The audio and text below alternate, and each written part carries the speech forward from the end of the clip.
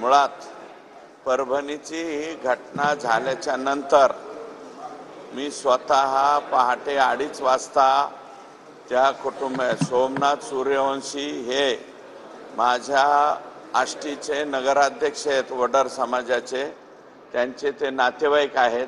नातेवाईक असल्यामुळं मी त्यांना तिथं भेटायला गेलेलो आहे. विजय वाकोडे साहेब यांच्या कुटुंबियाची भेट घेतली. तिथे रवी सोनकांबळे साहेब माजी महापौर यांची आणि जवळपास 500 ते 600 लोकांची भेट मी त्या ठिकाणी घेतली आणि त्यांचं सांत्वन करण्याचं काम मी स्वतः तिथं जाऊन केलेलं आहे. बाकीच्या लोकांनी कुणी केलंय का नाही मला काय माहिती नाही.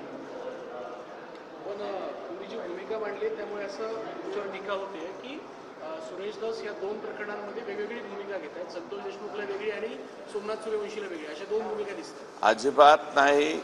प्रत्येक मोर्चामध्ये मी संतोष देशमुख यांची जी बाजू मांडलेली तेवढ्याच प्रखरतेनं सोमनाथ सूर्यवंशी यांची सुद्धा बाजू परखडपणे मांडलेली आहे.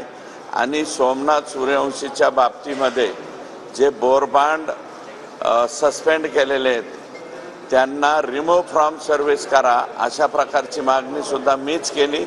एक नाही, पुण्याच्या, धाराशिवच्या, परभणीच्या आणि बीडच्या सर्व मोर्चामध्ये मी दोन्हीही बाजूनी सारखाच बोललेलो आहे.